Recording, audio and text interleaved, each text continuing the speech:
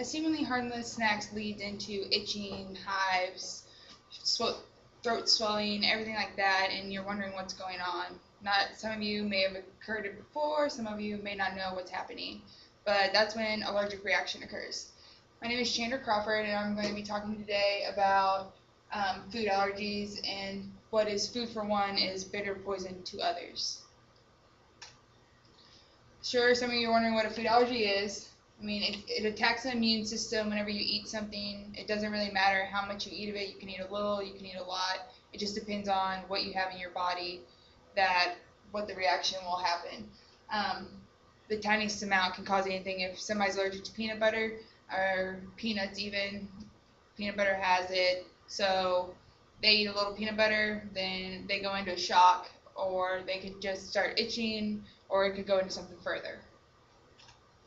The most common allergies that you have are tree nuts, soy, fish, peanuts, dairy, wheat, eggs, and shellfish. They're your most common allergies to have. A lot of people have them with the peanuts and the dairy mostly. Wheat, there's a lot of people that are gluten-free. Like, for instance, my roommate's gluten-free, so she has to eat different things. She has to really watch what she eats. She can't have bread, or she ends up getting stomach aches. She doesn't have it as bad as other people do. So the only thing it does affect on her is her stomach and just makes her feel sick. Other people, it causes them for throat swelling, anything like that. It can even put you in the hospital. Some other symptoms would be tingling or itching in your mouth, hives, itching or eczema, swelling of the lips, face, throat, tongue, or other parts of the body.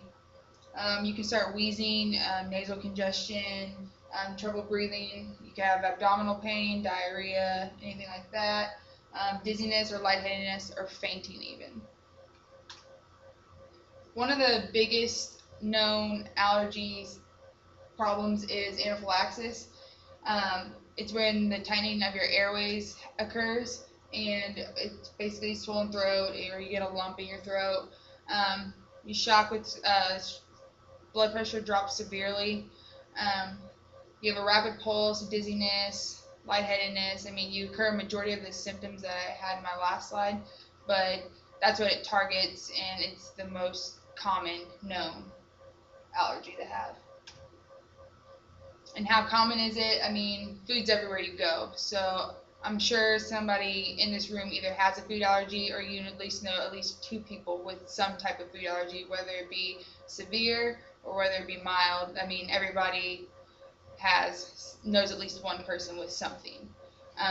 It affects an estimated 6 to 8% of children under the age of 5, and roughly 3 to 4% of adults. It usually attacks children more just because they're usually born with it. But they can outgrow it easier. Researchers estimated that around 15 million, people in the world have some type of food allergy to something. It affects a lot, like I said, a lot of kids ages between 13 and 18. And so basically what that breaks down to is that's almost 2 kids in every classroom when you're growing up that has a food allergy. That's why I said I'm sure you at least know 2 people, if not more, with some type of food allergy. Who does it affect? It can affect adults, children, doesn't matter your ethnicity, doesn't matter your age, it doesn't matter any of that. It can affect absolutely anyone in the world. But like I said, it tends to occur when you're younger, but you can actually grow out of it younger. If you have a dairy allergic reaction, you can grow out of that as you come to get older. You can also develop one as you get older as well. If you didn't have any growing up, then you can develop it as you get older. Like my roommate, she didn't have to be gluten-free until she was about 16. Then they started realizing that she was allergic to wheat and anything that contained it, so she started having to go gluten-free. And it targets your immune system, as you can see here, the cycle it breaks into, and everything like that. So it just causes your immune system to go out of whack. There are several precautions and remedies and different steps that you can take to help prevent this. I mean, you can't get rid of it. There's no known cure or treatment for this. I mean, there's one under investigation that they think just seem that will be good, but it hasn't came with any results yet. You just need to know what to avoid or what to substitute. Make sure you read labels when you're out shopping, grocery shopping, or anything like that. You need to make sure that you're reading labels to see what all it contains. Just because you bought it once doesn't mean that the next time you go to buy it that it'll still be the same, because everybody knows that ingredients change, new studies come up, and oh, this is better for you than this, so we're going to substitute this. So therefore, you need to make sure you read the labels every time you go grocery shopping. Um, be aware, make those around you aware of what is that you're allergic to. Like when you go into a restaurant, when you're talking to your server and asking questions about the menu and everything that it comes in it, make sure that you aware them that you are allergic to something specific. I mean, because whether it be mild or severe allergic reaction, they need to know, because that's on them as well as on you to be sure and let them know. That way the chef can prepare something completely separate from the other orders, so that way to be sure that there is no cross-contamination, because we all know cross-contamination is a big factor in something getting spread and then somebody reacting to it.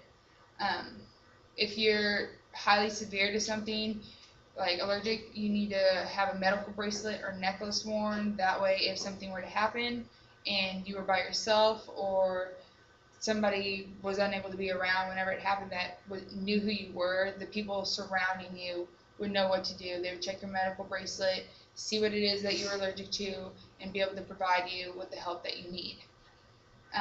If you're super allergic, you carry an epinephrine auto-injector pen, or in other words, an EpiPen. Depending upon your severity of how allergic you are, then you would take that and inject yourself whenever you come into contact with something that you're allergic to. Or if you are unable to do it, someone can do it for you, as long as they know what it is that you're allergic to and that that is the problem. I hope today that you've learned things that to help you with someone you know that is allergic to something, knowing what to avoid, knowing how to try and prevent it the best ways possible, knowing that you can grow out of it. If the younger you are, you can grow out of it, knowing that you can also develop it when you get older as well. But other than that, this is my risk communication.